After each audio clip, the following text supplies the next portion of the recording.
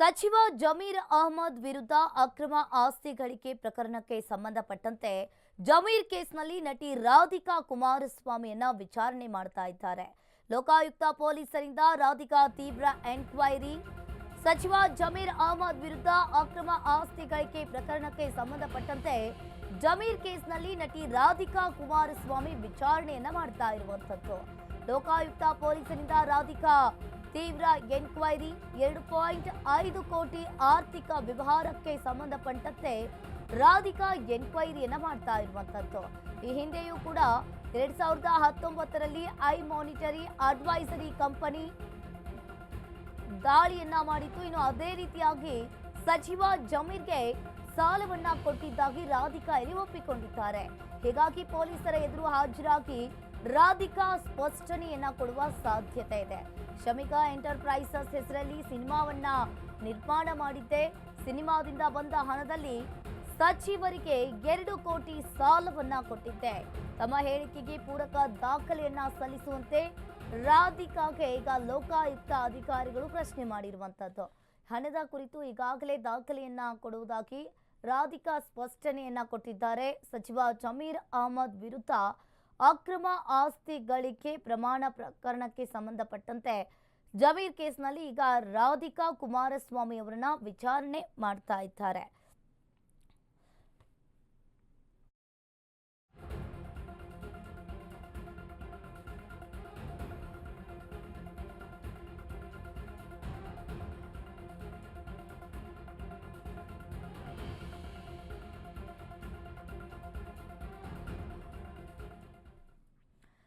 ಒಂದ್ ರೀತಿಯಾಗಿ ಸಚಿವ ಜಮೀರ್ ಅಹ್ಮದ್ ವಿರುದ್ಧ ಅಕ್ರಮ ಆಸ್ತಿ ಗಳಿಕೆ ಪ್ರಕರಣಕ್ಕೆ ಸಂಬಂಧಪಟ್ಟಂತೆ ಈಗಾಗಲೇ ಲೋಕಾಯುಕ್ತ ಪೊಲೀಸರಿಂದ ರಾಧಿಕಾ ಎನ್ಕ್ವೈರಿಯನ್ನ ಮಾಡ್ತಾ ಇದ್ದಾರೆ.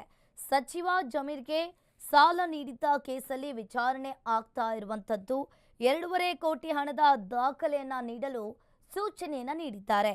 ಇಲ್ಲಿ 2.5 ಕೋಟಿ ಆರ್ಥಿಕ ವ್ಯವಹಾರಕ್ಕೆ ಸಂಬಂಧಪಟ್ಟಂತೆ ಈಗಾಗಲೇ ರಾಧಿಕಾ ವಿಚಾರಣೆಯನ್ನ ಮಾಡ್ತಾ ಇದ್ದಾರೆ.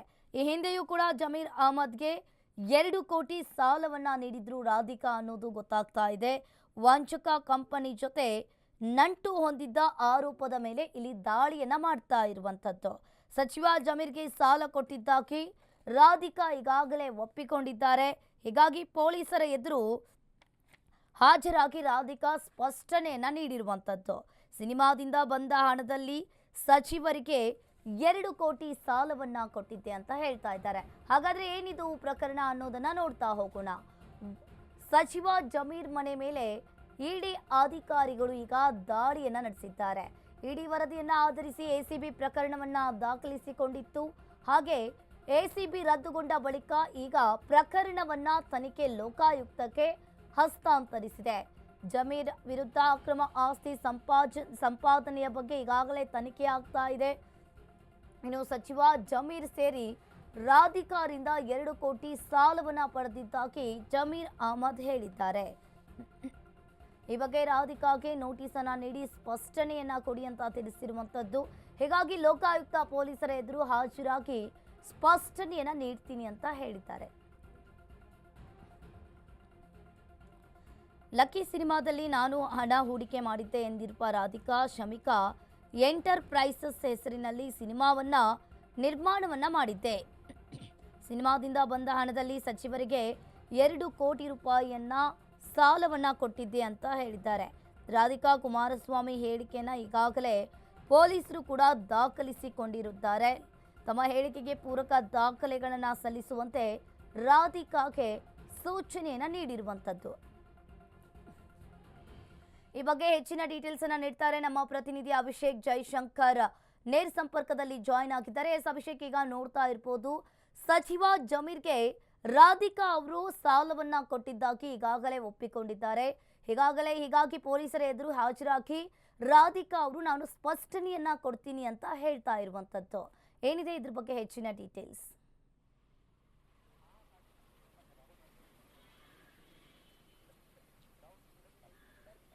ಎಸ್, ಈಗಾಗಲೇ ಏನು ಅಕ್ರಮ ಹಣ ವರ್ಗಾವಣೆ ಪ್ರಕರಣಕ್ಕೆ ಸಂಬಂಧಿಸಿದಂತೆ ಈಗಾಗಲೇ ಒಂದು ದೂರು ಕೂಡ ದಾಖಲಾಗಿದೆ. ಆದ್ರೆ ಇಲ್ಲಿ 2 ಕೋಟಿ ಹಣವನ್ನ ನೀಡಿದ್ದು ಯಾಕೆ ಅನ್ನುವಂತಹ ಒಂದು ವಿಚಾರಗಳು ಕೂಡ ಇಲ್ಲಿ ಬೇಕಾಗುತ್ತೆ. ಯಾಕಂದ್ರೆ ಜಮೀರ್ ಅವರಿಗೆ ಈ 2 ಕೋಟಿಯ ಹಣದ ಅವಶ್ಯಕತೆ ಏನಿತ್ತು ಅನ್ನುವಂಥದ್ದು ಕೂಡ ಇಲ್ಲಿ ಪ್ರಶ್ನೆಯಾಗಿ ಮೂಡುವಂಥದ್ದು. ಲಕ್ಕಿ ಸಿನಿಮಾದ ವೇಳೆಯಲ್ಲಿ ಈ ಹಣ ವರ್ಗಾವಣೆ ಆಗಿದೆ ಅನ್ನುವಂತಹ ಒಂದು ವಿಚಾರಗಳು ಕೂಡ ಈಗಾಗಲೇ ಕೇಳಿ ಬರ್ತಾ ಇರುವಂಥದ್ದು.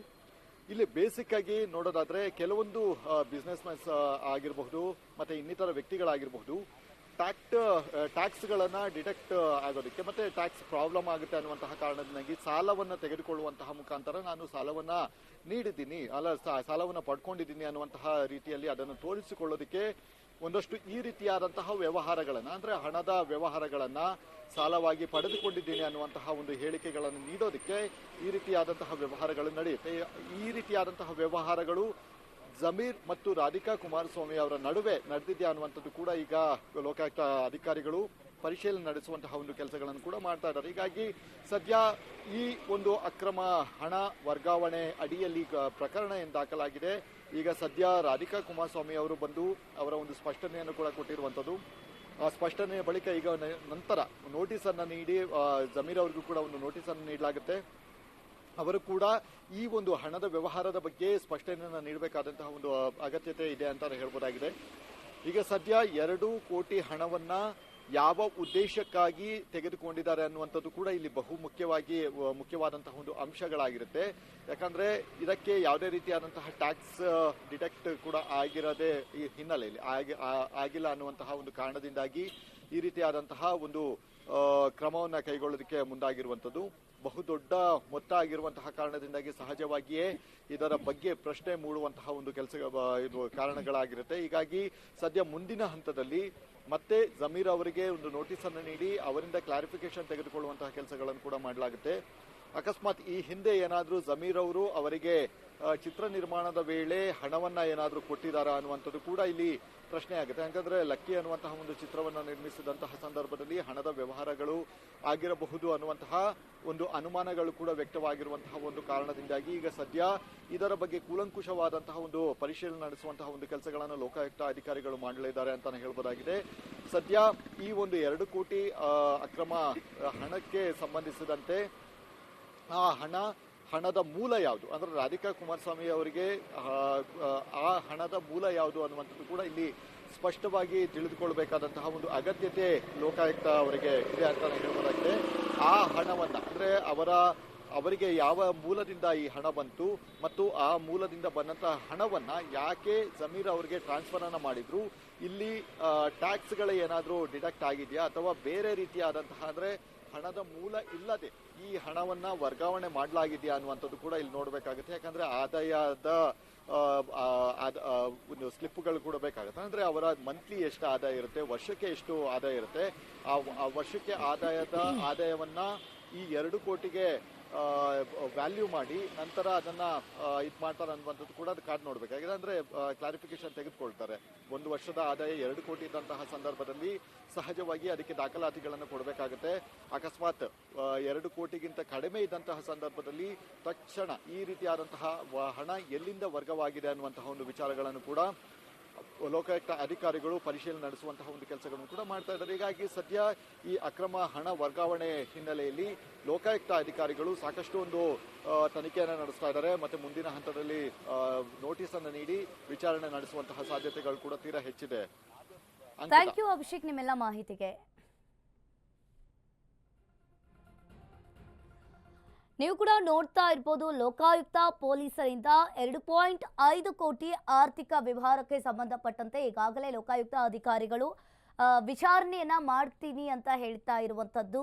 ಈ ಹಿಂದೆಯೂ ಕೂಡ ನಾನು ಅವರಿಗೆ ಲಕ್ಕಿ ಸಿನಿಮಾವನ್ನ ನಿರ್ಮಾಣ ಮಾಡಿದ್ದೆ, ಲಕ್ಕಿ ಸಿನಿಮಾದಲ್ಲಿ ಬಂದಂತಹ 2.5 ಕೋಟಿಯನ್ನ ನಾನು ಜಮೀರ್ ಅಹಮದ್ ಅವರಿಗೆ ನೀಡಿದ್ದೇನೆ ಅಂತ ಹೇಳ್ತಾ ಇರುವಂಥದ್ದು. ಇನ್ನು ಈಗಾಗಲೇ ಲೋಕಾಯುಕ್ತ ಅಧಿಕಾರಿಗಳಿಗೆ ನಾನು ಪ್ರೂಫ್ ಕೊಡ್ತೀನಿ ಅಂತ ರಾಧಿಕಾ ಕುಮಾರಸ್ವಾಮಿ ಅವರು ಹೇಳ್ತಾ ಇದ್ದಾರೆ.